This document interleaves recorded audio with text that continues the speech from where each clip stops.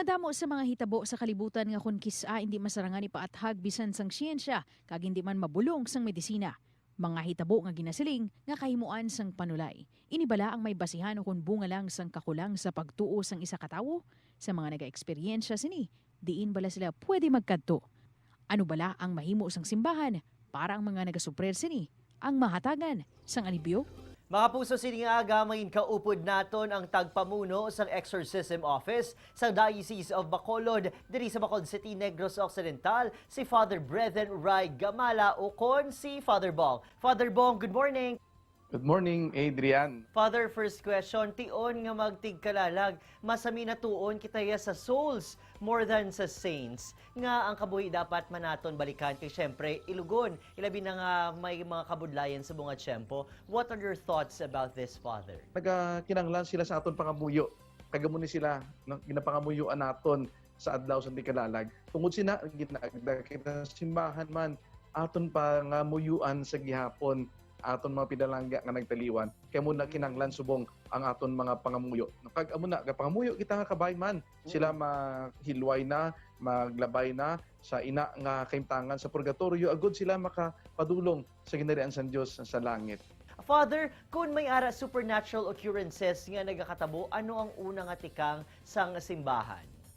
So may mga deception sa yawa. Namo na ang simbahan careful nga may mga claim tao nakakita ko kay Mama Mary, nakita ko sa Santos, nakita ko si Lord.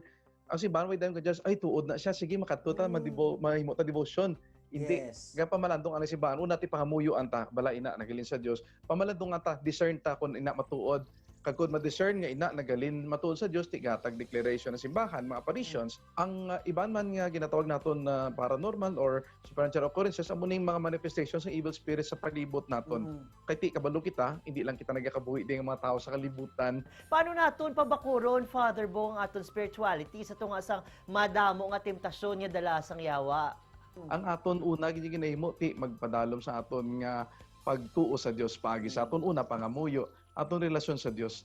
Ang relasyon naton sa Dios na mo ni pinakaimportante gid. So Ginoo giyahay ko sa imong espiritu. Ipadalay mo Espiritu Santo ang gud magiya sa akon, magtuytoy sa akong papalakaton no maghatag direksyon sa akon himuon sa sining adlaw. Sa munang spirituality kaga muna para sa akon ang nagahatag kabakod sa aton nga pagtuo sa Dios agud kita malikaw sa anuman nga kagamhanan anuman nga pagpanghingabot sang panulay sang yawa sa aton nga palibot. Father Bong, the Bible recognizes evil. There is evil in this world and the world over. Nga bala na uyunan sa gihapon sang iba nga ilugon sila sa ngalan sang entertainment. Abi nila ang yawa ng fiction lang bala. Ginimo lang sa tao, pabisaro lang sa tao, makita lang sa pelikula, sa TV, sa radyo, sa libro. O idol nila ang yawa sa Netflix. Si Lucifer, no? Nakikagwapo, kanami, no? Yes. Sexy, etc. Himo sa yawa sa ato kabuhi, ginatawag nato na temptation. Kung natawag sige na sa temptation, nagasunod na ginatawag nga oppression. Gina-oppress niya kabuhi na mo na halit. Kag kung sige-sige ng oppression, gatabot na sa obsession. Ang obsession tamo na ang aton bala mga kakulturan nga nagapadulong sa addiction. Drug addicts, no sex addicts, no sexual relationships, etc. No nga mga addiction, sari mga addictions. Pag ultimately, ang highest nga forms ng manifestation ginimo sa yawa sa kabuhi sa tao amo na ginatawag na possession. Possession kay tawo na sa control sa iyang mind, sa iyang body, ang naga-control na ang evil spirit. Bilang exorcist sa diocese amo ning amon obra ginatawag exorcism. Exorcist amo ng tao kami nga mga exorcist. Ang exorcist ang pari lang ginatagaan sa bishop sang faculty agud mag-perform sina nga exorcism. So ang obra namon no kami bilang mga exorcist no agud mabuligan ang tagbalay ang tao nga ginaposes nga matabog ang malaot nga espiritu nga naga-possess sa iya, nagadumala sa iya. Kung ginadumalahan na siya sang evil spirit, sarang damo na iya nga mahimo.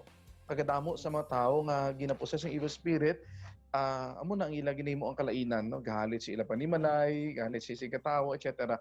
Pagkalabanan, mo na nga ang rason bala sa kadamo sa mga tao nga naghihimo sang mga krimen man, Kaya ba sila may mga tingog gagadikta sila nagasugid sila nga mo na imuon nila. Okay. Magpatay sang tao, maghimo sang krimen nga butang, malain nga butang kay tungod ang evil spirit amo na nagapangibabaw na sa ila ka buhi. Last week halimbawa, alas 12 na tawagan ko ti Father, katuig kay Father kay baka kami di kami kabalo sa amo ni muon.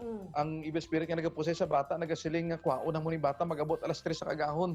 Ti Father kulbaan kami kay pagtune niya ko ng bata. That's why amo na ti ako bilang role bilang pare ti ara ang kaluoy aton obligasyon ni katuan nasa piyak sa sina nga kabudlayan.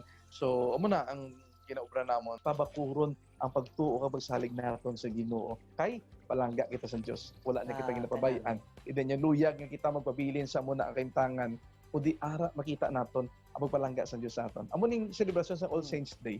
Ang pagpalangga sa Dios sa aton. Nga kita man pila ka adlaw mag-inup na sa garian sa langit. Kay gituga kita sa Dios para sa langit. Wala kita gitugas sa Dios para sa ining kalibutan lang. Wala kita gitugas sa Dios para magdugay, maglawig, magtinis sa ining kalibutan. Ang atong kabuhi sa kalibutan temporaryo lang. Kinaandan sa aton nga mga tawo nga may kaugalingon nga pagbati sa mga hitabo sa aton kabuhi kag sa aton palibot. Apang ang hindi naton pagkalimtan nga may mga ako nga kinahanglan naton dangpan.